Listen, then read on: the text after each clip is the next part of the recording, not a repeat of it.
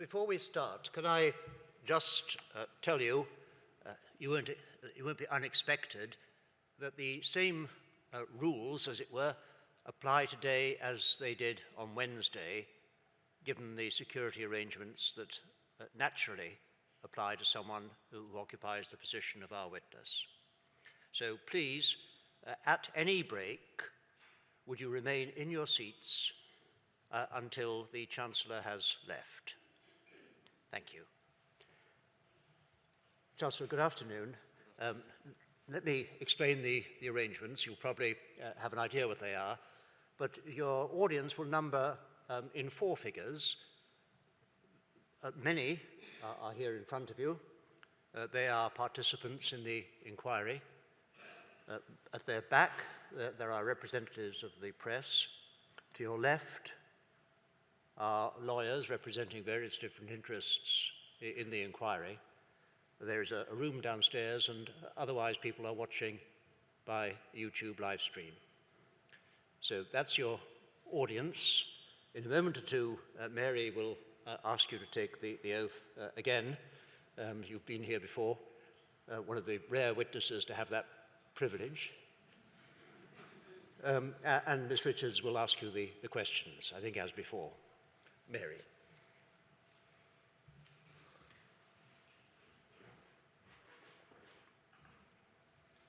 Please state your full name. Jeremy Richards, French. Take the book in your raised hand and repeat after me. I swear by Almighty God I swear by Almighty God that the evidence I shall give that the evidence I shall give shall be the truth, shall be the truth, the whole truth, the whole truth, and nothing but the truth. and nothing but the truth.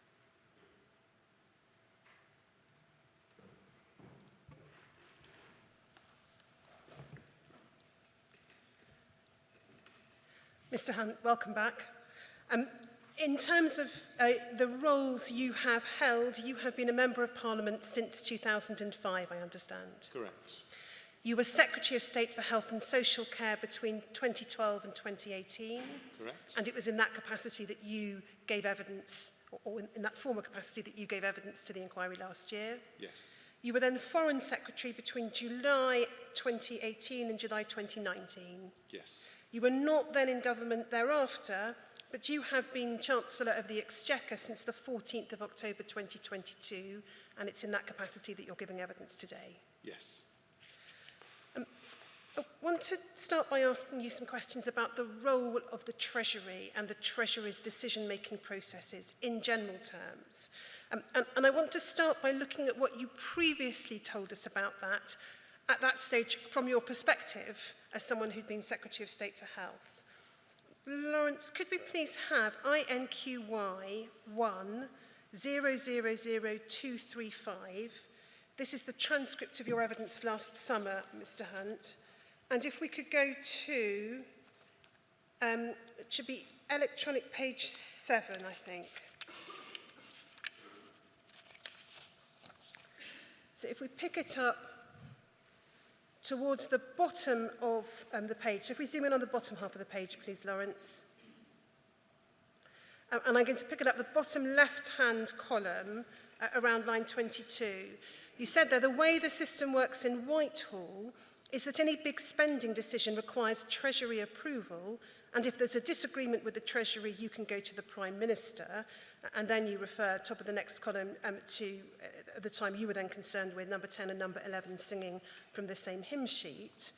And then you talked about if you needed more money than was in the departmental budget, then you would obviously have to go to the Treasury. You had a pretty good idea the answer would be no, given the overall state of public finances.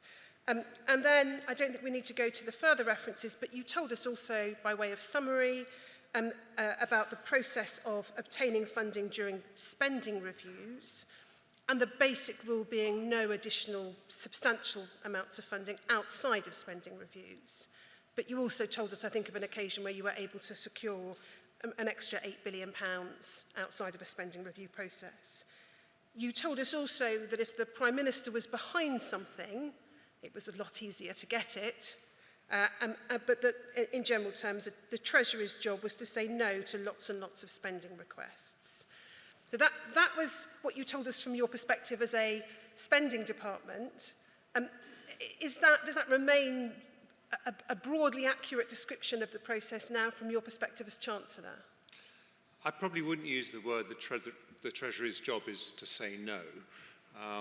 The Treasury's job is to balance the national accounts and make sure we can pay for the things that we choose to pay for, and that the taxes that we get pay for that, and that the economy is as healthy as possible. But yes, it is the Treasury's job to make sure we spend money within our means.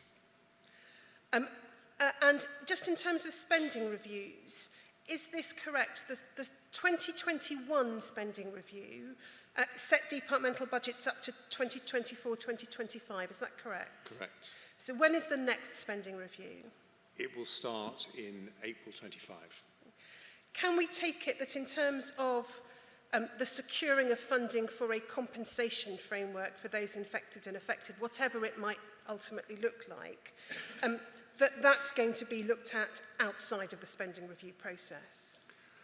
I'm sorry, I'm going to have to give you an answer which I may give you more than once this afternoon, but we are genuinely in a situation where no decisions have been made about the level of compensation or how it will be funded. We're in very active and detailed discussions about all of that, but I can't therefore be drawn on where that funding would come from. I suppose my question more, Mr Hunt, is about timescales, because if the next spending review is not until, as you've described it, that would postpone decision-making for a significant period of time and might not be said to be in accordance with the priority which the Prime Minister and others have told us that is attached to this issue within government. What can you tell us, if anything, about then timescales, if you're not able to tell us about sources of funding? Well, what I can tell you is that we totally understand the urgency of this situation.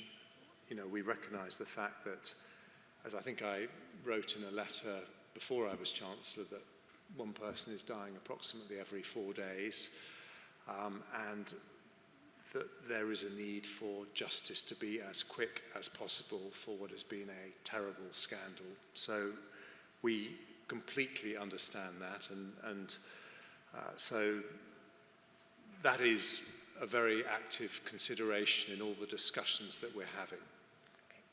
Okay. Can I then perhaps ask you a little about, again, what you said last year about the stance of the Treasury? Now, you told us that compensation was something that the Treasury, at the time that you were Secretary of State for Health, so looking at the 2012-2018 period, was opposed to. The references for that, if anyone needs it, I'm not proposing to put it up on screen unless it would assist you, Chancellor, but it's pages 15 and then internal page 87 of the transcript. But you also told us that the whole question of a public inquiry was something that hadn't happened sooner, precisely because the Treasury feared that it would lead to recommendations for compensation. And that was your very clear understanding and clear evidence. That was a major factor as to why there had been no public inquiry. Now, that's obviously potentially a matter of concern and interest now, when the inquiry has made recommendations for compensation. Are you able to give us, without committing to any particular decisions, are you able to give us an assurance that the Treasury no longer has that implacable opposition that you told us about last summer? I want to be as helpful as I possibly can, but you understand, indeed, we discussed last week, I have to follow collective responsibility. And I think it's worth me explaining to everyone, if I may, Ms. Richards, why this isn't a stalling tactic. But government only works because all government ministers stick to an agreed position for the whole government. Otherwise, we just wouldn't be able to deal with having effective government at the same time as a free and open press. So I have to speak in a way that reflects the whole government's position. As a former health secretary, when I came before the inquiry last time, I spoke very freely about the difference between my view and running the Department of Health and the Treasury's view and Number 10's view, and we discussed lots of documents that show the differences in their views. What I can say very clearly is that the government's position, the whole government's position, has changed, because in December we accepted the moral case for compensation. So I hope that gives comfort to people that the government as a whole is not taking the stance that it took during the period that I was Health Secretary. Can I then just ask you a little about the process that the government will be following in terms of decision-making regarding funding? Now, I'm not asking for details of meetings, I'm not asking for details of costings or of options, but just to broadly understand the process and how far along, in general terms, you are. If we just look at WITN 3499036, please, Lawrence.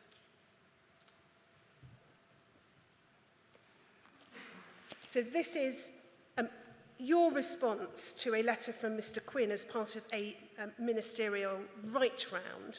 We looked earlier this week with Mr. Quinn at his letter to you. This is your letter back on the 15th of December with the policy clearance from the Home Affairs Committee for the acceptance of the moral case for compensation. Can we just look to the bottom of the page, please, Lawrence? So we'll see the last paragraph says, you can proceed on the conditions that CO, so Cabinet Office, lead discussions around affordability and secure any associated funding with HMT. So is it correct to understand from that in broad terms the process is that a government department, in this case the Cabinet Office, will effectively, at whatever stage is regarded as appropriate, make a case to the Treasury in relation to funding? I mean, that is the way government works in normal circumstances. So you could take any government department, let's say the Department for Education, and the Secretary of State for Education will have a budget that's agreed at a spending round, and she will have a limit, let's say £50 million, £100 million. These sound large sums of money, but in the context of a budget of 40 to 50 billion pounds, they're relatively small sums of money where she can just make a decision on her own.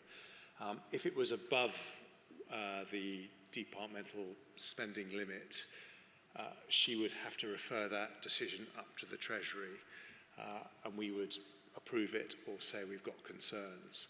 So in this situation, I think it goes without saying that the sums of money are likely to be potentially very large. So it would be a standard practice that a line like that would be put in a condition for proceeding.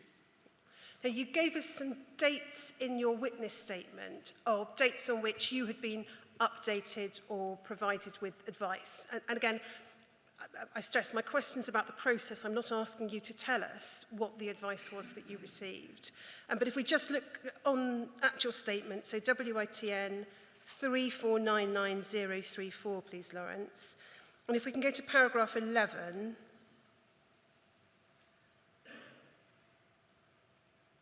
about 11 and 12, I think it is. Thank you. So you tell us in paragraph 11 you received advice on the 22nd of February on the fiscal implications of the policy options being considered. And you've told us that there was an emphasis from your officials on the imperative to act quickly for the benefit of the infected and affected to respond meaningfully to the public inquiry whilst recognising the wider economic and fiscal context. I'll come back to that last phrase later, Mr. Hunt. You then refer to receiving advice on the 18th of May and then having received a note on the 21st of June. Now, it may be that viewed within government, those sound like quite speedy steps.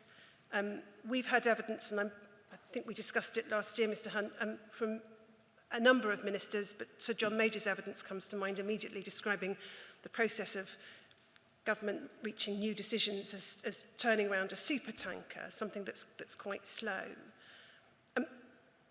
There's a 3-month gap between the 22nd of February and the 18th of May.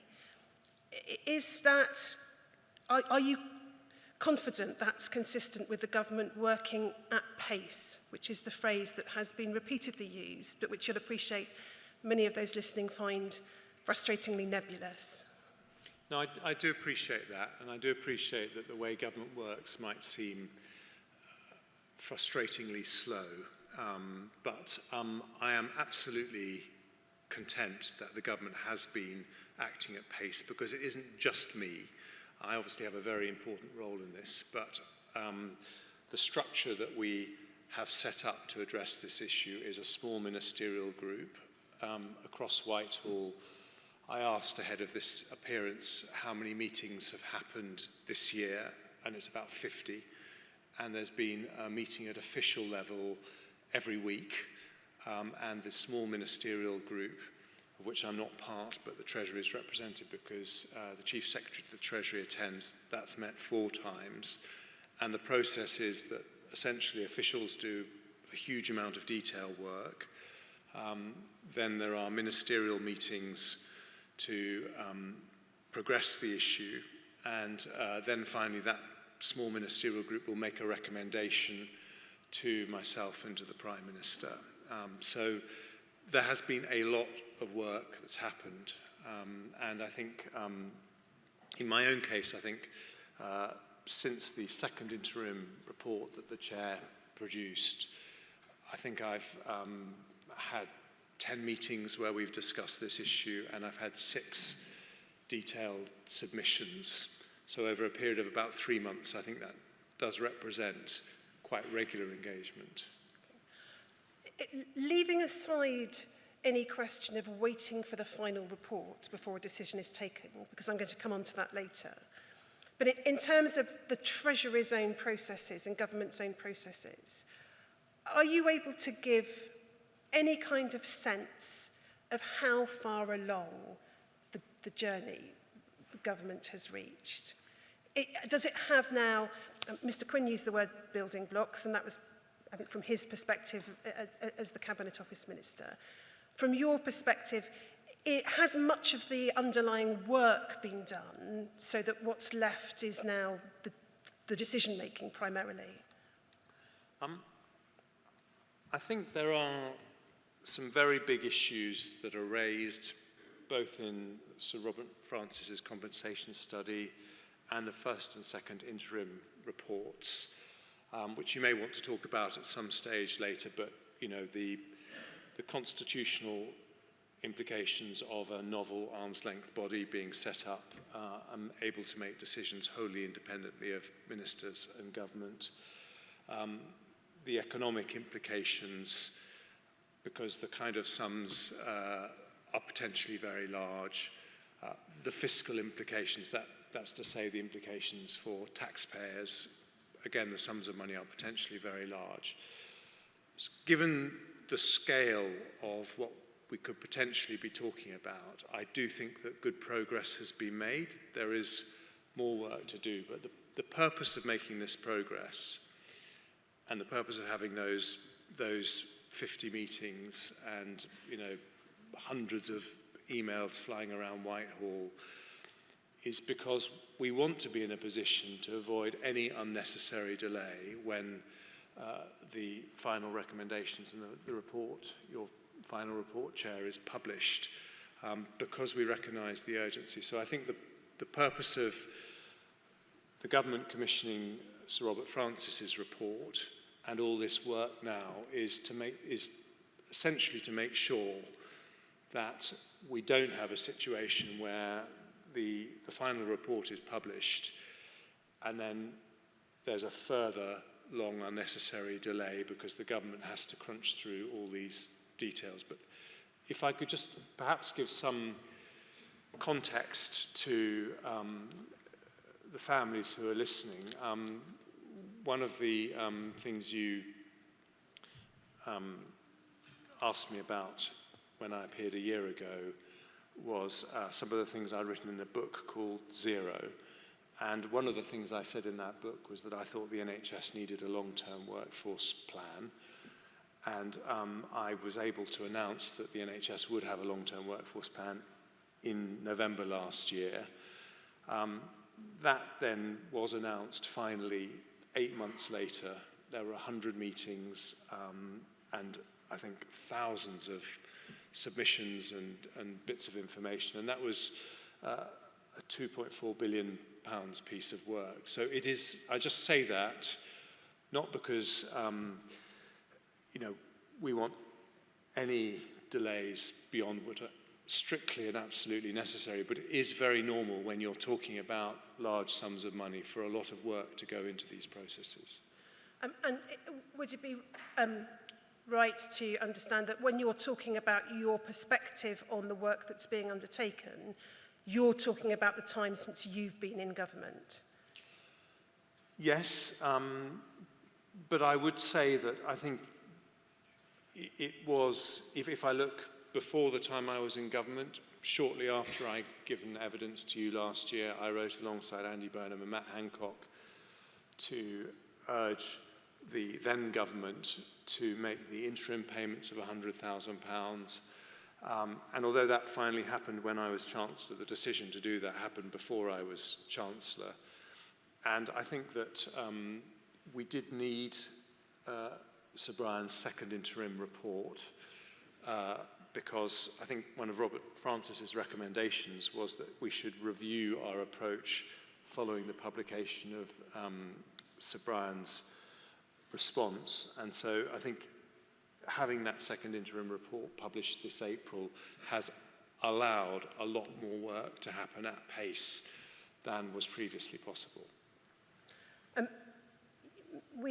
In relation to those interim payments last summer, and again, just talking about the timescales for decision-making rather than anything else, we know from the witness statement of Nadeem Zahawi, who was at that point the Chancellor of the Exchequer, that the Chancellor's approval was sought and given within an 8-day period in August of last year.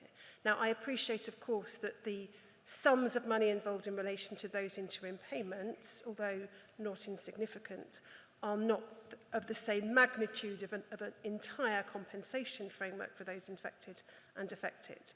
But what part does political will play in speeding up the process? Because I don't know if you've seen, as well as Mr. Zahawi's statement, Kit Malthouse's statement, but he gives some insight into having the heft of senior politicians involved, having the approval of number 10, wanting to push something through quickly. How much of a difference does that make? Yeah, of course it makes a big difference. I mean, the Prime Minister and the Chancellor are very senior in the government, and if they consider something to be a priority, it happens quickly. I think there was something else happening here as well, which is that the then Prime Minister knew that his time would be coming to an end in early September, and so that was part of the reason for me writing the letter that I wrote when I did, because I was hoping that he might think it was something that he wanted to do before he stepped down, which indeed was the case. So that may also have been a reason why it happened quickly.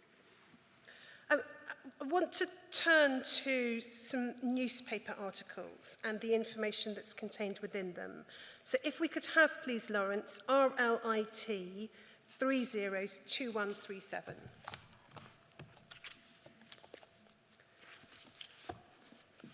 So this is published in the Financial Times, and it's the 10th of May 2023.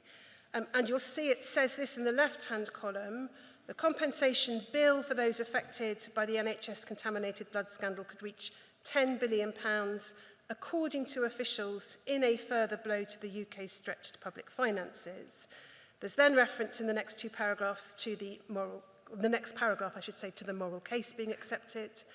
There's then reference to ministers only now coming to terms with the financial hit. Government officials have told the Financial Times that the compensation scheme might cost £5 billion to £10 billion. Given the tight nature of the public finances, officials from the Treasury and the Department of Health have been holding recent talks over how a compensation scheme would be structured. We're working through the options, said one government insider. Another official said people are very worried about the cost, and then it said that the government declined to comment. Now, Do you know whether the officials who are quoted here were Treasury officials? Absolutely not. I'm afraid there are leaks occasionally from government. I've got no idea. What I can absolutely assure you is that those leaks did not happen on the say-so of myself or anyone in my ministerial team. You know, we wouldn't want to do that because we're still trying to get our heads around the very complex issues involved. Can we then look at the second article, which is RLIT 0002136? Now, this is the 2nd of July 2023, so it's almost just under 2 months later. And this is, trying to remember which newspaper this one was, the Sunday Telegraph. So we can see again from the left-hand column, there's a figure now could total more than 20 billion, so it's doubled or quadrupled depending upon which end of the scale in the previous article you takes. Ministers have examined financial modelling, which places the upper forecast at the mid-20 billions. The figures, of course, concern in Whitehall because the potential amounts involved are so large they would affect the government's wider fiscal plans. And ministers do not know where the money is coming from, with the compensation at present completely unfounded, the Telegraph has been told. Are you able to say what the source of those leaks was in terms of department? I'm not asking for individual names. Or are you able to confirm whether it was the Treasury or not? I can absolutely confirm. I don't know where the leaks came from. Most of the time when leaks happen, they are things that ministers don't welcome. They make our life more difficult and they shouldn't happen. But what I can say is that there's been absolutely no sort of ministerial, or certainly as far as I'm concerned or Treasury ministers are concerned, any desire to put numbers into the public domain and for whatever reason it might be. I think it's very unhelpful when these leaks happen, and so at a ministerial level, we are absolutely not responsible for them. And if it's not at a ministerial level, then unless it's been made up by the journalists, and we're talking here about the Financial Times and the Sunday Telegraph, it doesn't seem very likely that that would be the case, but if it's not at ministerial level, it has to be at official level, civil service level. The concern that might give rise to, going back again to your evidence last year, you told us about what you described in a memorable term as institutional inertia. And other witnesses have told us about the groupthink. I think we discussed groupthink as well, Mr. Hunt. Former Secretaries of State for Health preceding you have told us or given us similar accounts of civil service resistance to policies or decisions.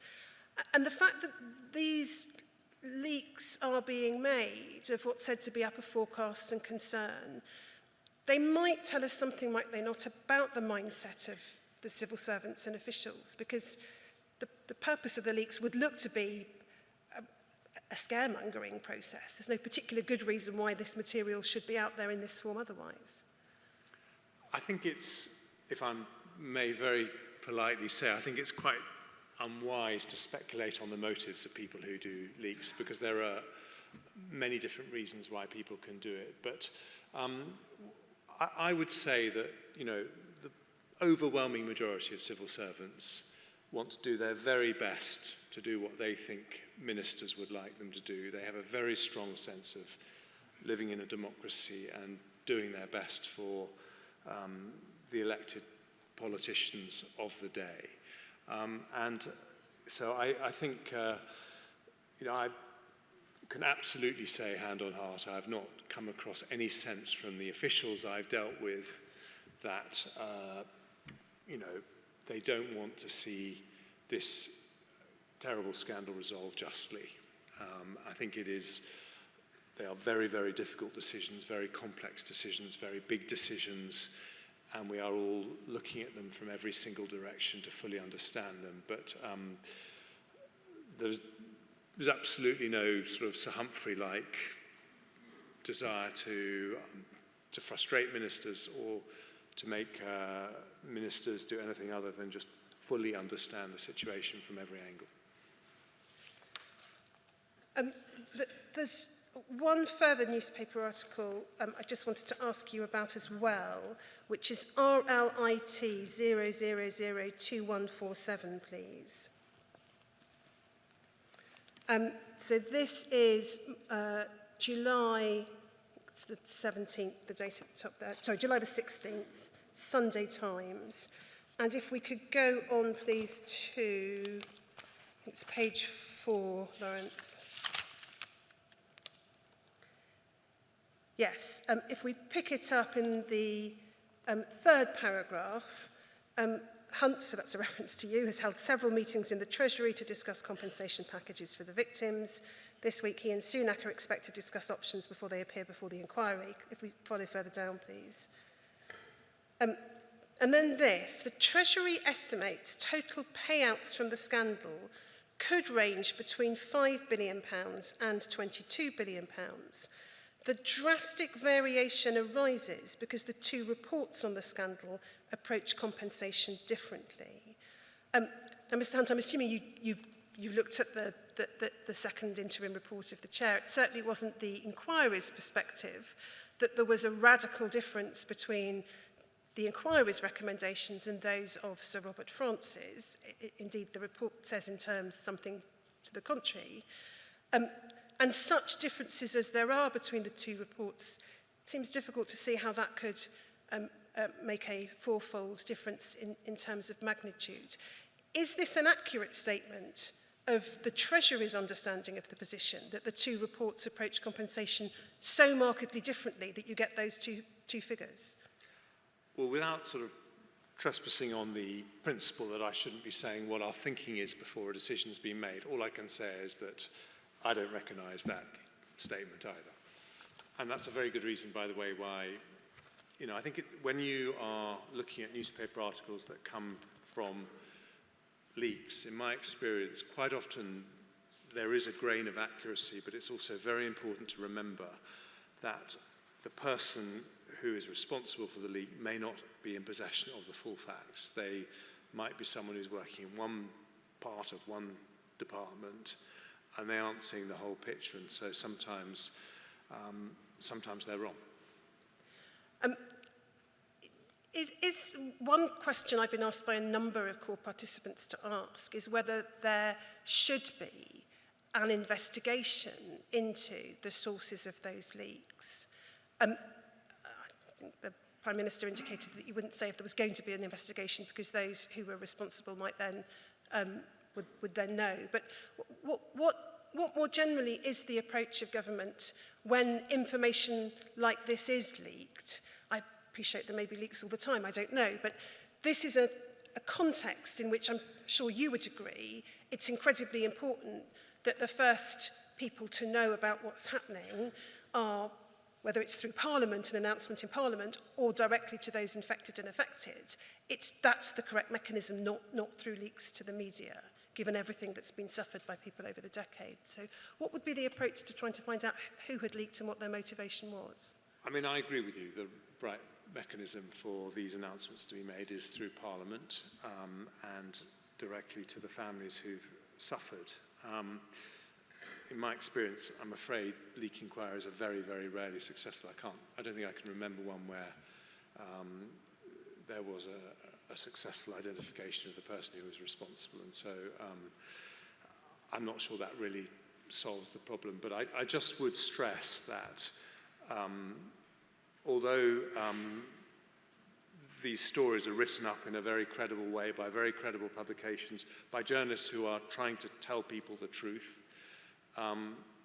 it's really important to remember that the person who is responsible for those kinds of leaks may not have been in possession of the full picture, and it's quite important not to overinterpret as a result.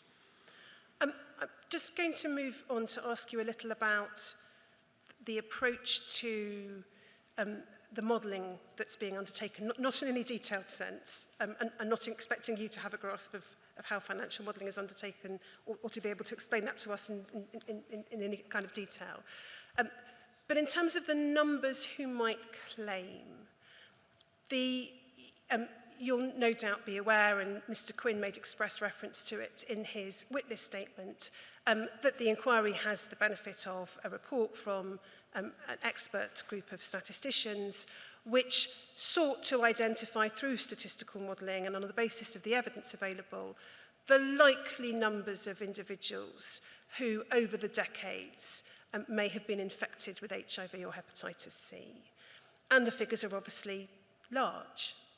And I know you've been provided with a summary for the purposes of today's evidence of what those figures were. But can we be assured that the government, in looking at the potential costings, is going to focus on what the likely number of claims will be, rather than the theoretical likely number of people who may have been infected over decades? Well, I saw those numbers, which you kindly supplied me from memory. It was about 46,000 people might have been infected, of whom I think 1,300 HIV and the rest HCV, or most of the rest HCV. And that is a much higher number than, I think it's the 2,900 who are thought to have died tragically as a result of the scandal. All I can say is that we are gathering all the evidence we can from all the sources we can. It's very helpful to have the expert independent statisticians' views, and we are looking at those. And of course, we are trying to estimate as a result of those what the total cost to the taxpayer would be likely to be in different scenarios. That's the reason we have to do this detailed work. If we can just look at, not rather than the statistical summary, but a document which I know has also been sent to you, which is INQY 40456.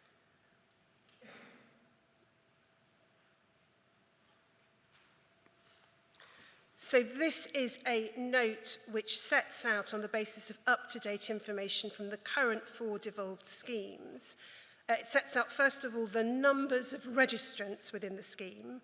And so you have, at the bottom of the page, in terms of infected persons, the total figures, and then the figures in relation to bereaved partners. So you can see there a total, Mr Hunt, of 4,519 across the entire United Kingdom of those infected and bereaved partners. Obviously, it doesn't include wider relatives because they have been not included within the schemes. But we've got there a figure under 3,500 of living infected persons claiming, registered. And then if we go over the page, we've got the data for the number of interim payments made. So there you will see, and this is pursuant to last autumn's payments following the summer announcement and the first interim report. Infected persons who received interim payments, 3,503, bereaved partners, 900. There's another category which is explained. So a total of 4,430. So those figures, would you, and I'm not asking you to commit to particular figures, it's just the general approach, Mr Hunt. Perhaps a good guide, possibly the best guide, but certainly a good guide to the number of claims that might be expected on a compensation scheme from infected people will be to look at the numbers currently registered, because all those infected have been able to register if we leave aside the categories who hepatitis B and who can't obviously be included within these figures. And the numbers who made applications for interim payments is going to be not a bad starting point, if I can put it that way, for a realistic assessment of how many of those infected might look to the compensation framework. Well, I think you're suggesting that I should take note of your suggestion on this, which I absolutely do. But I would say that I think, used those numbers as those are the people that we made the interim payments to. So, we recognise the importance of those groups, and they're the groups that we prioritise for the interim payments because we are able to do that very quickly. But I don't think I can say more because the second interim report makes further suggestions as to other people who should be entitled to compensation as well. Yes, absolutely. It's really just in terms of identifying the numbers infected, and then you will, I'm sure, be aware from your own work as Secretary of State for Health that there has been a scheme prior to the four devolved schemes, which happened under your watch when you were Secretary of State for Health. There were the Alliance House organisations, as they're called, which included, in relation to hepatitis C, the Skipton Fund, making payments since 2004, since 2011 making payments to those who had, the estates or those who died prior to 2003. So there's 20 years worth of evidence there. It's not realistic, is it, to think there are going to be thousands of people who've never made a claim previously now materialising to say that they too were infected with HIV or hepatitis C and wish to seek compensation? I mean, that's the kind of thing we have to give proper consideration to. I don't think I can give you any further help on it because we haven't made any decisions about that. But certainly our starting point is the people who are on the registered schemes. Well, the inquiry does hold data about the numbers who made successful applications to the Skipton Fund. It is public on our website, but if there is any assistance that can be given in that respect in terms of providing that information, please do let the inquiry know. Can I then just turn to perhaps look at the kind of figures we're talking about in very rough terms and try and put them in some kind of context. Billions sounds obviously a lot of money and a lot more money than the total of the interim payments made last summer.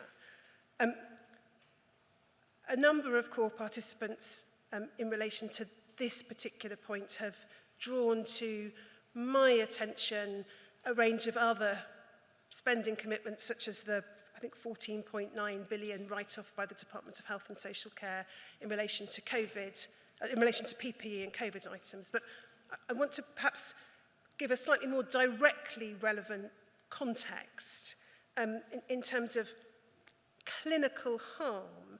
And so could we look, please, at RLIT 302162, please?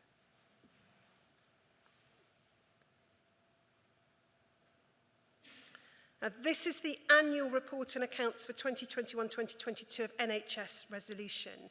Are you able just to help us and understand the role of NHS Resolution?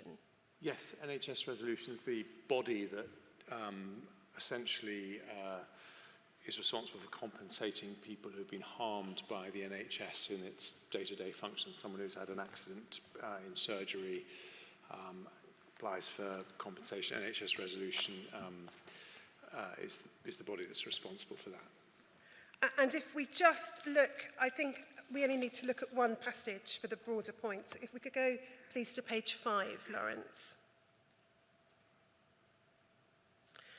This is the chair's welcome in the report, and if we pick it up it's the left-hand side of the page, please, Lawrence. So if we could zoom into that left-hand side. Thank you. And then it's the right-hand column of what's on the screen, Mr. Hunt, and I'm going to pick it up in the third paragraph down. Irrespective of all the above achievements, the cost to the public purse of responding to clinical negligence continued to rise over the last year, with damages payments under secondary care clinical schemes increasing by 10.3% to 1.775 billion, and claimant and NHS legal costs also rising. The biggest single influence on our provision remains the long-term discount rates set by HM Treasury. The 2021 discount rate reductions have increased the forward provision by 42.6 billion to 128.6 billion. This is an accounting provision that will further change with future rate changes. And then this. Another important figure to focus on is the provision for CNST. Now, as I understand it, that's clinical negligence in relation to hospital trusts, as opposed to negligence in relation to primary care. For claims arising from incidents in 2021 to 2022, which is £13.3 billion, a figure we have referred to previously as the annual cost of harm. Removing the effect of the HM Treasury discount rate change translates this figure to 8.7 billion, which is comparable to previous years while remaining a very significant sum. So the purpose of referring to this, Mr. Hunt, is just to get some kind of sense that when we're talking about billions of pounds in the context of a potential compensation scheme, it's right to understand, isn't it, that in terms of clinical harm through the NHS, that is measured in billions of pounds every year. Yes, I think I can tell you the amount that it was actually paid from memory was 2.7 or 2.8 billion pounds last year. So there's a difference between liability and how much is actually paid. And I think it's around 2.5 billion pounds. And personally, I think that is criminally high. And I think the reason why it's so high is because we don't learn enough from mistakes. I think that's one of the very important purposes of this inquiry, to make sure that we learn from the future. And I mean, if you look at, for example, maternity, we spend, which is the bulk of, I think it says actually in the next paragraph. It's about 50%. Yeah, it says 62% of hospital clinical claims, but about 50% in total. And we spend more on maternity claims than the entire cost of every obstetrician and maternity nurse in the NHS every year. So it's an appalling waste that we do this, and we need to be much better at learning from mistakes. But yes, I'm afraid it is a case that, I have to say, this is not just an NHS issue. This is the case in healthcare systems around the world, that they have these sums of money, which we would not have to spend if we were better at learning from mistakes and had more open and transparent systems. And just to be clear, and having had the pleasure of having read your book, Mr. Hunt, for last year's evidence session, the reason you use phrases such as criminally wasteful, or whatever the precise phrase was, is not because you're saying the people who were harmed didn't deserve to be compensated. It's because the whole focus of your book was to try and stop the harm occurring in the first place, and thereby saving the cost of having to compensate people. Absolutely right. Yes, no, of course, if someone's been harmed, they deserve compensation. That goes without saying, but they would, by the way, their incentive, in my experience, is never about money. It is, they want to stop these injustices happening again. But what they would prefer 1,000 times over is that that harm hadn't happened in the first place. And I won't take time going to it, but your book gives other figures about NHS-related costs in terms of those who acquire hospital infections such as MRSA. The estimate of being it costs the NHS a staggering £1 billion per annum. So the purpose of flagging those figures up, Mr. Hunt, is really just to say this and invite your comment on it.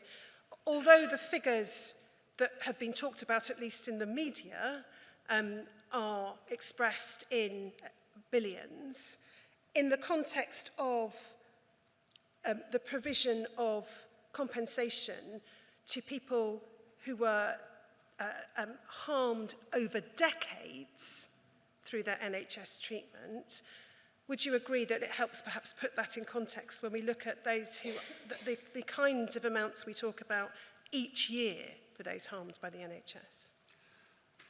Well, I do accept that, we waste billions every year because of clinical harm in the NHS.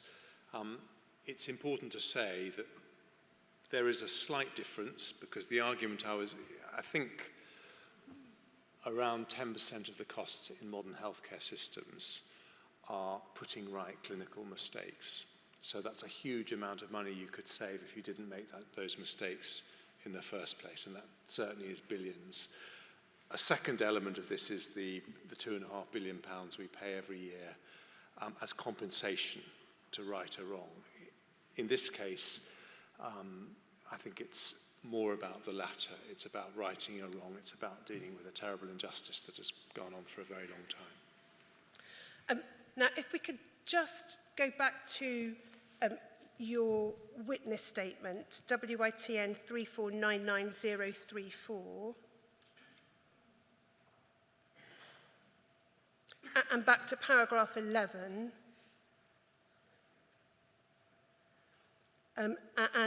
we read out paragraph 11 previously, and I said I'd come back to that last phrase while recognising the wider economic and fiscal context. Now, I just want to, if I may, try and unpick a little with you some considerations that might feed into that. Of course, as Chancellor, the economic and fiscal context no doubt lies at the heart of what you do day in, day out. Just want to explore with you questions of how that fits with the decision-making, in general terms, as a matter of principle, with the decision-making that falls to the government in relation to the recommendations of the second interim report. You told us last year, as we've already established, that the government refused to hold an inquiry for years because of the fear of having to pay compensation. And you told us also it was undeniable that the inquiry should have happened decades earlier, and you talked about that being a big failing of state, a lack of openness, and other ministers have given evidence to similar effect. Had there been an inquiry decades earlier when you suggested there should have been, but for the government's unwillingness to be landed with a bill for compensation, had successive governments not delayed, then the question of compensation, the decision on compensation, wouldn't fall to be considered at a time of financial restraint. The proposition I want to put to you in general terms is that's a problem of the government's own making, I mean by that successive governments, and that should not be a reason to either refuse to compensate or water down the compensation that might be payable, because that would be penalising the victims for the government's own delays. I think the way I would phrase it is this. The first decision you have to make is, do you believe justice should be done? In this case, do you believe that compensation should be paid? And the government has decided it should. Then, if you like, the problem goes to the Chancellor, but we haven't got to this stage yet because the small ministerial group has not made its final recommendations. We're still going through what Sir Robert said and what the second interim report said. And then the Chancellor has to then make a judgment about what is affordable in the current context and how to do justice in the context of the economic and fiscal situation. And you're right that it might be the case that it would have been easier if, well, it would certainly have been easier and it would certainly have been more right if this had been resolved 20 years ago, unquestionably. And it's a terrible scandal that it wasn't. But life doesn't go in straight lines, and this has happened now, and nor were we expecting at this time to have to fund the defence of Ukraine with 2.3 billion pounds this year and 2.3 billion pounds last year. But that's the timing that was out of our hands. It was decided by Vladimir Putin. So that is what government is. You have to make decisions that come across your desk to the best of your ability. It's a very uncomfortable thing for me to say, but I can't ignore the economic and fiscal context, because in the end, the country only has the money that it has. And so I can't ignore it, but I think everyone here should take some comfort from the fact that the government has decided there is a moral case for compensation and justice should be done, and that is a very big change, but we now have to work through the fact that you're right. This is a much more challenging time to find the sorts of sums of money that this could potentially involve.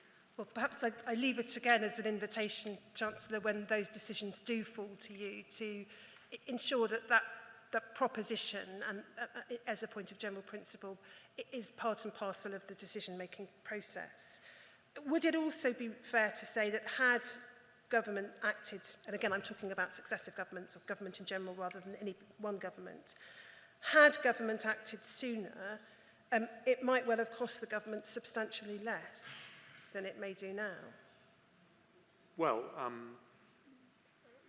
it wouldn't just have cost less, it would have been more just, and it would have meant that many hundreds, if not thousands of people would have died knowing justice had been done, even despite the incredible agony that they and their families have been through. So I think that goes without saying.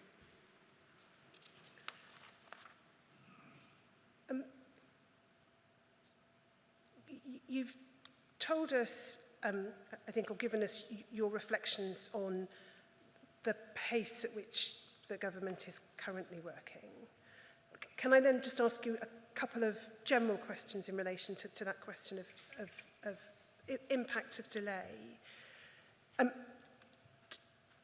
Do you accept, does the government acknowledge in its decision-making processes that the delay in taking a decision, the delay in implementing any compensation framework, inevitably compounds the suffering of those infected and affected, and thus compounds the injustice they've already suffered? This has been going on for far too long, and justice delayed is justice denied, and that's why we have a responsibility to work as fast as we possibly can to resolve this, given that people are dying every week. And so we need to make this decision. It is a very challenging decision. I don't pretend otherwise, but we need to resolve this as quickly as we possibly can. And that's why Penny Mordaunt commissioned the Robert Francis compensation report, so that we could start to get our head around the potential routes as far as compensation is concerned, and not have a situation where, when the final report is published, there was then a very long period where the government worked through different compensation options. So that's why we are doing all this work contemporaneously to you finishing off your final inquiry recommendations. You say in your statement, I don't think it's necessary to put it up on screen, but I'll just read it. You say it is imperative that the government acts quickly to give the infected and affected the certainty they need over this issue, and I'm confident that the government is doing so. You've obviously told us in your oral evidence this afternoon a little more than we knew previously in terms of the magnitude of meetings and so on. Is there anything else you can tell those listening that supports your confidence that the government is now, at least, leave aside previous periods of time, is now at least acting quickly? Because you'll understand, Mr. Hunt, 2017, when the decision's taken to set up a public inquiry, we have Mr. Burnham calling for compensation now. 2019, we have Dame Diana Johnson saying, let's not wait till the end of the inquiry, let's compensate now. We have Ms. Mordaunt in 2020 saying, action is long overdue, I cannot stress the urgency of action enough. Which you had Jeremy Hunt saying it in 2022. Yes. So, we did, we'll come on to that, don't worry. But I think the way I would put it, if I may, Ms. Richards, is that because I happen to have had a lot of experience of this issue, being the person who persuaded the then Prime Minister Theresa May that it was the right thing to hold this inquiry, and having had a long experience of it, having met remarkable people like Mike Dorricott, my own constituent, who sadly passed away. So I happen to have a lot of personal interaction with people who've been affected by this scandal, and so I do understand why there is a very, very high degree of suspicion.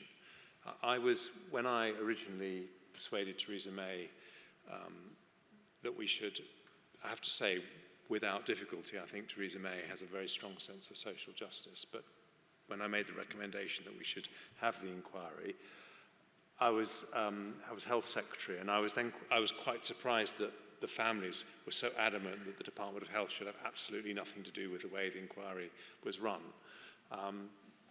And that kind of showed me just how much suspicion there was of the department which I was responsible for.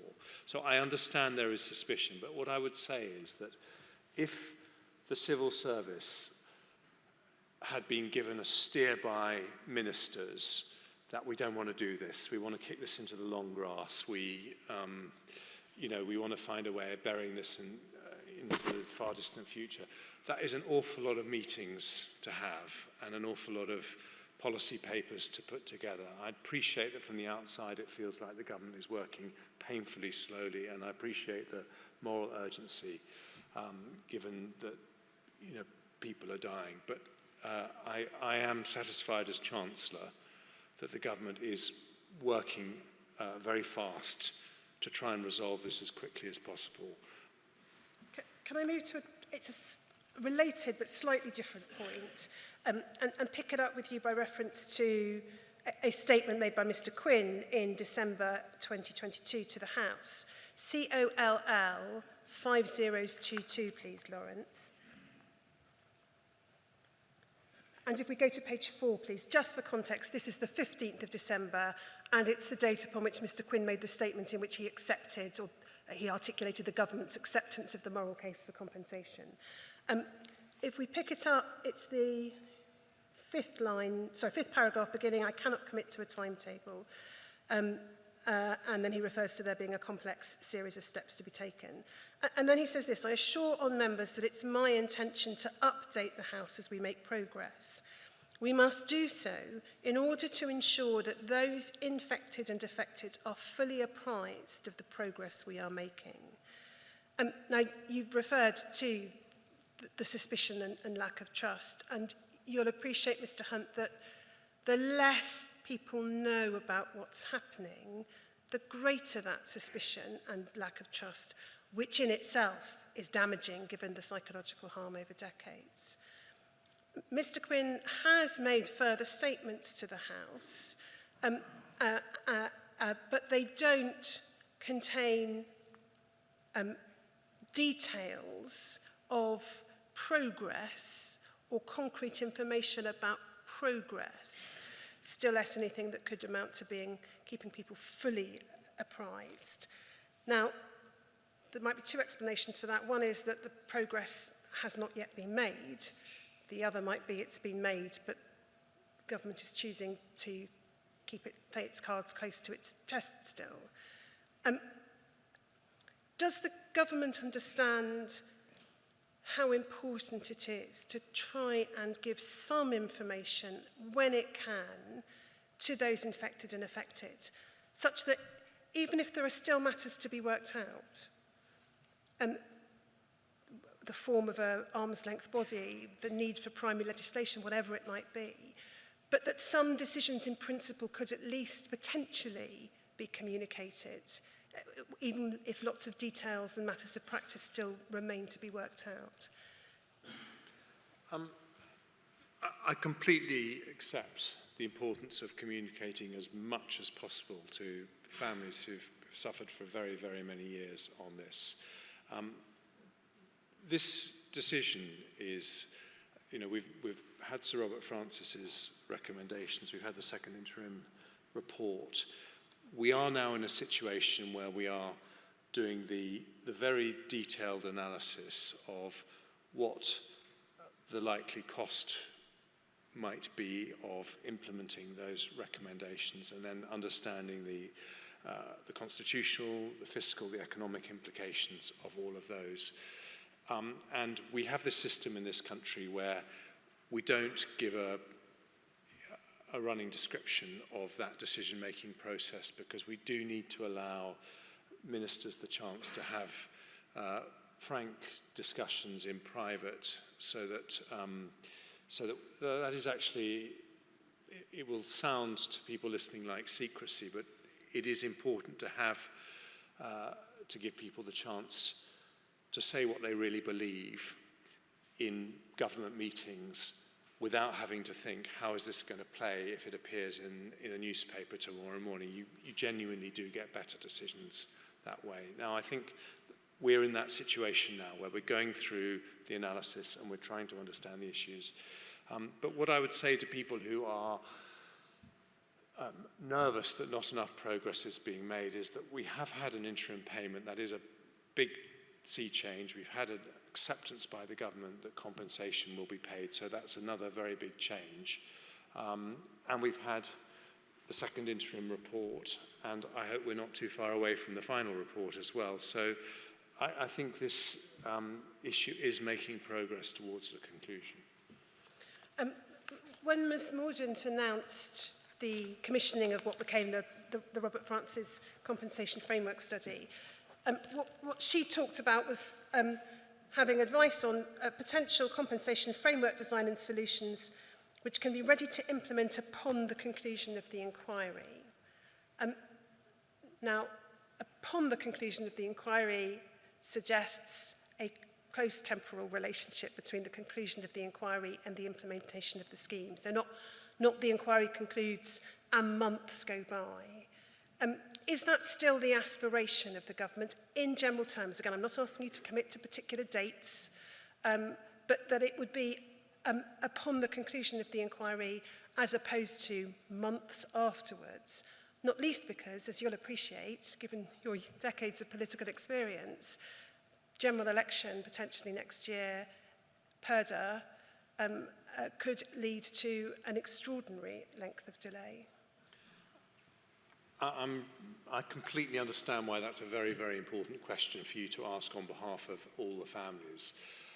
But because we haven't made a decision on the compensation and we are in the process of trying to understand that, and we all want to make a decision as soon as possible, I can't give you a sense as to the timescales. But what I can say is the fact that we commissioned, or that Penny Mordaunt commissioned Sir Robert Francis to do his report, is because we did not, precisely because we did not want what you fear on behalf of the families the most, which is that there would be unnecessary delays in a third stage, so get the inquiry and then, you know, a very long time before the compensation is announced. The fact that we're doing this work now is because we want to be in a position to resolve this issue as soon as we possibly can upon the conclusion of the inquiry. Now that leads to the next topic I wanted to explore with you, which is the question of waiting for the conclusion of the inquiry before making a decision, which is what your statement tells us is the position. It's what the statements of the other ministers who've given evidence this week tells us is the position. And I'm going to ask you the same question I've asked other ministers this week in hope of clarification. Why?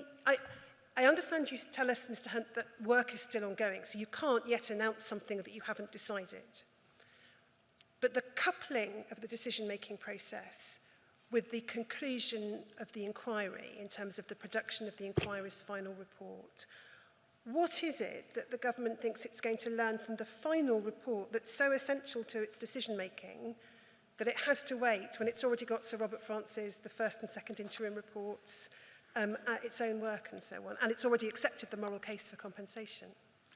Well, it was always believed that we would make this decision after the inquiry's final recommendations were made. When I, back in 2017, argued inside government that we should do the inquiry, I didn't imagine any other route than that we would allow the inquiry to make its final recommendations. And when you're deciding what to do, this is not my money that is being given out. It's taxpayers' money. It's the money of every single person in this room and the whole country outside this room. And because the sums are potentially very large, I think it is right that the decision is made with the full context of understanding not just how much, but why these things happened. And I think that we will make a better decision as a result of that. But what would not be acceptable would be for that moment to be another hiatus where there was another very long period of time. I think the fact that ahead of the final conclusions of the inquiry that we paid compensation, we paid interim compensation, and we've accepted the case for compensation, and we are doing the work now to understand what the final amounts should be, indicates that we want to make the process as quick as we possibly can. But I think you will say some very important things in that inquiry, and I know that you're not going to say any more on the levels of compensation that you think are necessary, but I think you are going to help us to understand a lot about the context. And I do believe that it is responsible and right to the taxpayers who are funding this for government ministers to see the full context of the horrific scandal that this was before we make the final decision as to how the compensation will work. That wasn't the approach the government took to the first interim report. We heard obviously from the Prime Minister on Wednesday an explanation to the effect that it was government practice and precedent to await the final outcome of an inquiry report so its recommendations could be considered in context. But the government didn't feel it necessary to do that in response to the first interim report. And I think a lot of people struggle to understand the difference of approach. Can you assist any further in relation to that? Well, I think the fact that, I wasn't in the government at the time that decision was made, but I think the fact the government recognised the need to make interim payments is an indication that the inquiry has had a big effect on the government's thinking. I think when the inquiry was originally commissioned, I don't recall any discussion of interim payments, and the fact that the government did accept the recommendation to do that showed that its thinking had evolved. I think it had learned from some of the things that, the evidence that you had heard in the inquiry. But I think it is also not just reasonable, but right, given the sums that are involved, which are potentially very large, that we should see the full context before we make our final decision. To earlier witnesses... I think, to be fair, as I understood the question, it may not have been entirely clear, but I think Council was asking you not so much about the final compensation scheme, package, whatever it is, but about further interim payments to classes of people who might merit the receipt. In my view, they do merit, but I say might because it's a matter for decision, might merit further interim payments. So it's the parallel situation, if you like, just for different people, recognizing that it may be some time before the system, whatever system is set up, provides the compensation to which represents a full and fair and just settlement.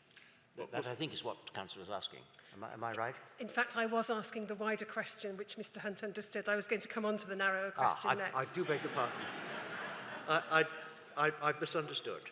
But I've asked your question for you, have I? You have. I'm going to come back to interim payments, but before I do, the Chair has asked a question, Mr Hunt. I think the straightforward answer to that question is that we haven't made a decision on those wider groups. That is an intrinsic part of the discussions that we are having in terms of the whole package, and we just need to make a lot more progress.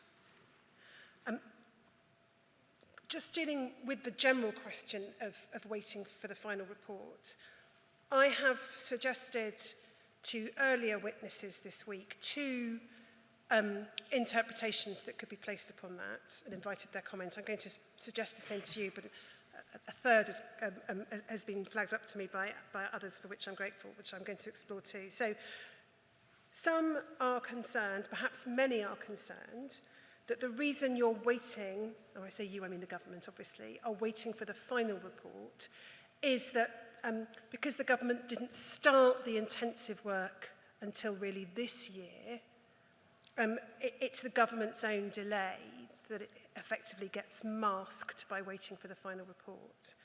The other concern is that by waiting for the final report, the inquiry at the point it ceases its work no longer has any powers, and the government could ignore the inquiry's recommendations with impunity in terms of any powers that the inquiry might have. Do you have any observations on either or both of those matters?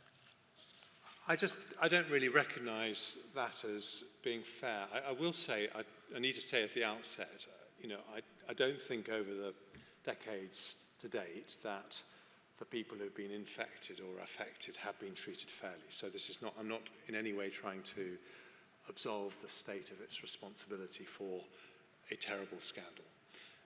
But I think that if you look at what the government could reasonably have done in the circumstances, I wasn't in the government until the end of last year, but Sir Robert Francis's report came in June.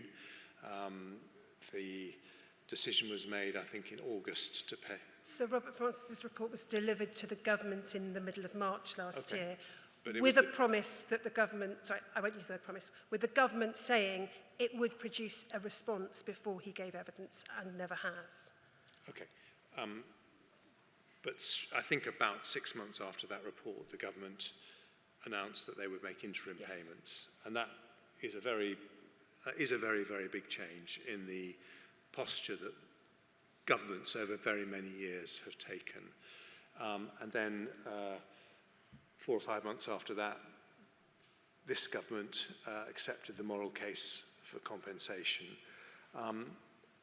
I know you will disagree with this, Sir Brian, but permit me to say it. I think the government did take a reasonable position when it said that it wanted to know what you thought about Sir Robert's recommendations before it could progress. And so, because if there was going to be any difference between what you said and Sir Robert said, then that would have a bearing on our decision. So I think it was necessary to have your second interim report, which is extremely helpful.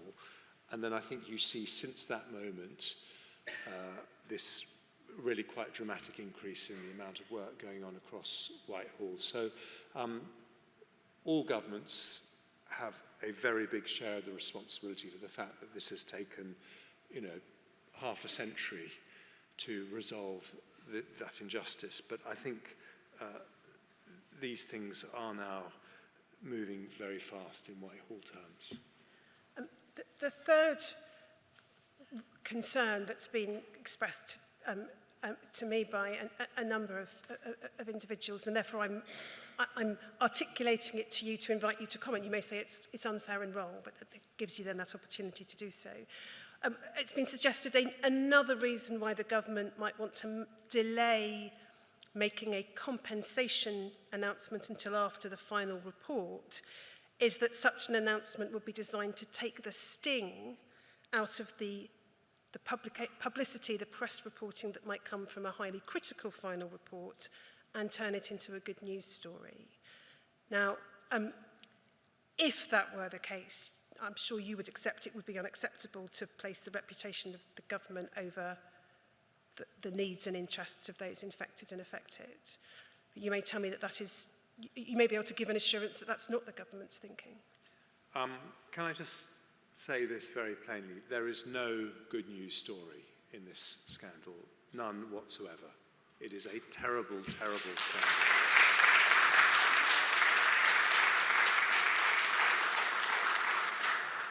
So that is absolutely not our thinking. Can I then come back to the question of interim payments?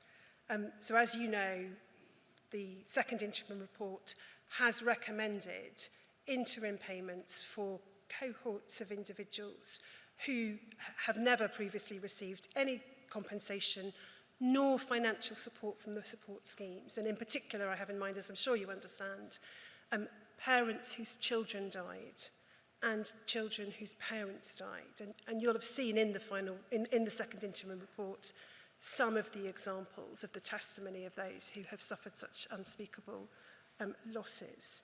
Can we put up on screen, and you knew I was going to ask you this, I'm sure, Mr. Hunt, the letter you wrote last summer when not in government.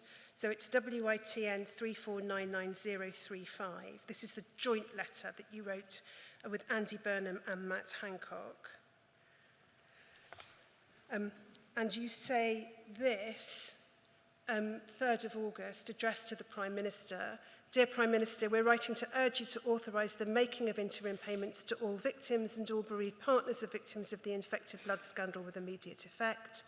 As recommended by the Infected Blood Inquiry Chair, Sir Brian Langstaff, on the 29th of July, those payments should be worth at least £100,000 per award. As Health Secretaries with a combined period in office of 10 years, we passionately believe that this is the vital next step towards justice for those who have suffered dreadfully over the decades as a result of this scandal. The victims and their families deserve nothing other than the complete and immediate acceptance of Sir Brian's recommendation. To refuse to do so would simply continue the injustice thus far handed out by the state to a group of innocent victims condemned to years of suffering and neglect. Any delay to such payments, for instance by arguing that we need to wait for the inquiry to finish, for a new Prime Minister or for Parliament to return, will sadly almost certainly see more of the victims die before they see justice. Already more than 400 people have died since the inquiry started, with some estimating that one infected person is dying every 4 days. Waiting until even the end of the year when the inquiry hearings are concluded would mean another 40 people would die. The number would likely be above 100 if the government waits until the inquiry has reported in full. This is simply unacceptable and will cause yet more harm to a group of exceptionally vulnerable people. You have the opportunity to leave a lasting and positive legacy and start to put right a terrible injustice that others before you have failed to do. We urge you to grasp that opportunity before it's too late for yet more victims and their families. And I think you published that with a tweet that read, "Contaminated blood victims need a decision from Boris Johnson to authorise immediate payments. Postponing this will see more victims die without justice," a letter from 3 former health secretaries. And the question, therefore, Mr. Hunt, is why isn't that same sense of urgency applicable to those who have received nothing, no support even from the financial assistance schemes? Why is that urgency not applicable to them and to the specific recommendation in the second interim report for interim payments to be made? Well, I think we do need to go as fast as we possibly can with those other groups of people. We have now got both Sir Robert's recommendation and the second interim report, but I know this will disappoint people listening, but there are some very big recommendations, not just in terms of the amount of money involved, but, for example, the idea that the amounts should be decided by an independent arm's length body without any reference to ministers. We have to think through how the accountability of that would work. I'm not aware of that structure ever having happened before, but this is obviously taxpayers' money, and these are potentially very, very large sums of money. So the need to see justice for families who are affected, bereaved mothers and fathers, and people who lost their own mother and father is very much something that we recognise is important to do. But we have to do a lot of work to understand both the potential amounts. It's harder to calculate the potential amounts because those people aren't part of the schemes, the AHOs, in the way that the living infected and the deceased infected are. And so there is complexity, but what I would say, just to sort of reassure people who are worried this is being kicked into the long grass by the government, is that this is very much part of our discussions. You made some very clear recommendations, Chair, and we are going through every single one of those recommendations, trying to understand the potential cost of the taxpayer and the best mechanism to make sure that justice is done. One practical step that I think was certainly raised in the House by Dame Diana Johnson, and I think has been raised in correspondence from campaign groups with government, would be the possibility of starting a registration process for those who would fall within the recommendation 12 in the second interim report. So as to ensure expectations are not dashed, it can be clear that the registration process does not mean a decision has been taken to make the payments, but it would have two potential benefits. It would give you, the government, a clearer idea of potentially of the numbers involved, and it would mean that if the government does decide to make payments to those cohorts of people, whether it's as an interim payment or as a final payment, they're already registered, and that would minimise any further delay. Is that something that the government has yet thought about? And if not, is it something that can at least be... Again, I'm certainly not asking you to commit to a policy. I understand you can't do that. But is that something that can be thought about or inquiries undertaken as to its feasibility? I mean, you're very elegantly trying to guide me to talk more about where our thinking is going on these. What I would say is, in terms of those doing something like that, I mean, that would be one element of a huge number of new processes that would need to be set up, new organisations that would need to be set up were we to implement the recommendations of the second interim inquiry in full.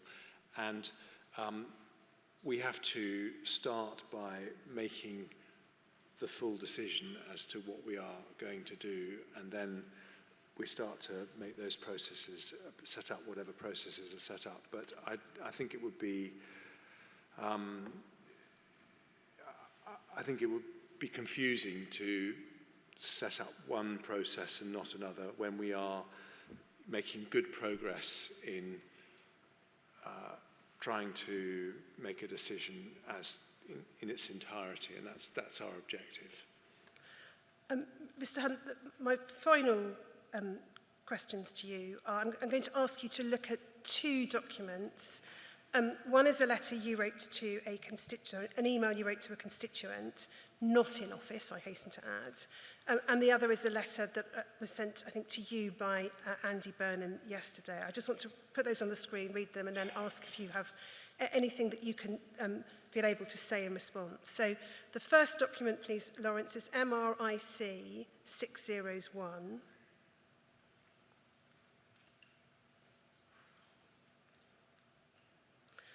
And we can see this is an email dated the 18th of July 2019. It's to a constituent of yours, Melanie, and I name her with her permission, I should make that clear. You say this in the second main paragraph: if I'm lucky enough to become Prime Minister, pausing there, this was obviously the time of the 2019 leadership election, I will do all I can to ensure appropriate compensation and other actions to give justice to those who suffered. However, I do think that we should allow the inquiry to do its work, to tell us what the next steps should be before we commit to them. One of the reasons I push for a full public inquiry is because it would have the power to require witnesses to give evidence, and its findings would carry huge weight. I now think we need to give Sir Brian Langstaff the freedom to do his work and reach his conclusions. Now, it may be said the inquiry has, through its second interim report, told you what it thinks the next steps should be. Obviously, it's a matter for government as to whether it accepts those recommendations. And that waiting for a final report is not consistent with that prioritisation that comes across in your email here, but also what we've been told by other ministers this week is the government's priority to this issue. Is there anything further you feel able to say in relation to that? To be honest, I don't read that email as being any different to the position that I'm saying this afternoon. I think you could read that email and fairly say that I did want the inquiry to conclude its work and publish its recommendations. But I also want to act as quickly as possible. And I think that, I can't see the date of that, but that letter, that email looks to me like it was sent around the same time as I wrote the letter with the other two former health secretaries. No, this is 2019. Oh, this is 2019. Yes. Okay. So, and it's sometime before, but but I think, you know, I would want to do something to, well, as everyone knows, I did want interim payments to be paid as quickly as possible. But I think that is consistent with my view that I want to hear the inquiry make its conclusions. So the last document I'm going to put on screen is Mr. Burnham's letter, HSOC 00299112. It's dated yesterday's date and says this: Dear Chancellor, last August we wrote together as former health secretaries to the then Prime Minister calling for interim compensation payments to be quickly made to victims of the infected blood scandal. We wrote that letter along with the Right Honourable Matt Hancock MP because we all appreciated that a failure to act and act quickly would continue the injustice thus far handed out by the state to this group of innocent victims. When you appeared on the Today programme to discuss the letter, you were clear about how important it was to resolve the question of compensation. As you said, we should do it right away. We've waited far too long. Successive governments, which I was part of one, didn't act as quickly as they should have, and we need to recognise this as a terrible, terrible injustice. Your words are as true today as they were last year. At least another 100 victims have sadly passed away since we wrote that letter. Like thousands of others, they died without the closure that full compensation and justice can bring. You are now back in government. You have the power to right the wrongs of the past. You will give evidence again to the inquiry on tomorrow. When you last gave evidence, you talked about the shared responsibility that those of us who have served in government have in terms of how long it has taken to resolve the infected blood scandal. Your words now as Chancellor can bring either hope or despair to those whose lives have been so damaged as a result of what we know is the worst treatment disaster in the history of the NHS. I implore you to take this opportunity to let the infected blood community know that they still have you as an ally fighting in their corner. They need to know that you have earmarked funding for compensation, that the present financial situation, which is not their fault, will not be a barrier to them receiving what they deserve. Finally, that you will use your good offices as Chancellor to ensure that the compensation scheme will be in place for when the inquiry issues its full report later in the year. Now, Mr. Hunt.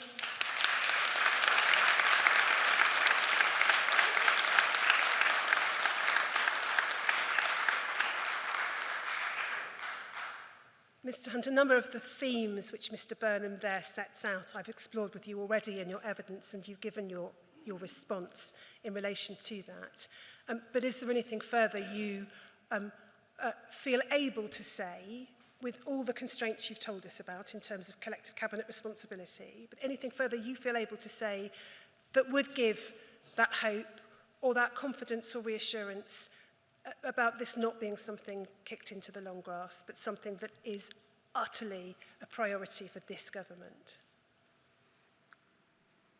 Well, I believe before, you know what I believe because I gave evidence to this inquiry a year ago, and I believe then as I believe today that this is, it's not just a terrible injustice, but, you know, politicians need more than words. They need to show with their actions that they are putting into practice what they believe. And I can understand that it's very frustrating for people listening that I can't go into details about discussions that are going on inside government. But I do believe that the actions of the government, and I should also say that I don't know what the decision is going to be because the decision has not been made. So I have to give those provisos, but I would also say that the actions of the government of which I am part, to me, demonstrate a seriousness of intent to resolve this issue in a way that finally does justice. And we are doing the work necessary to understand everything that we need to understand, given the potentially large sums of money involved. I hope that we can avoid any unnecessary delay in resolving this, and I hope that you will see that in the actions that the government takes going forward. But I do appreciate that this is a very frustrating process, but I do believe that the government's view is different to the many governments that have preceded this, and I do believe that we are closer to justice, but we have to look at all these very, very difficult decisions and go through these processes, and I hope we can resolve things as quickly as possible. So those are the questions I have for Mr. Hunt. We obviously need to take a break in any event for the stenographers, but also if we could take the break now, that provides core participants with the opportunity to suggest any further questions that they want me to consider asking Mr. Hunt. Yes, well, you know the process, that the core participants will give such questions as they have to Council to ask you when you come back. And we have to give everyone a chance to have a break, a proper break. So what do you think, 40 minutes? If we say 35, well, it's up to you, sir. It's entirely up to you. Well, we're arguing only about 5 minutes. Quite. So let's say 40 minutes. If it's going to be any longer, you'll be told. And that means we will come back at 4:15, is it? 4:15. Quarter past 4. So 4:15, please. Now, remain where you are, seated, as we discussed earlier, and the Chancellor will leave and you will see you again at 4:15. And the usual warning for the witness. And of course, you're giving evidence. You may not discuss the substance of your evidence, anything you have been asked or anything you think you may yet be asked, with anyone, whoever that anyone may be.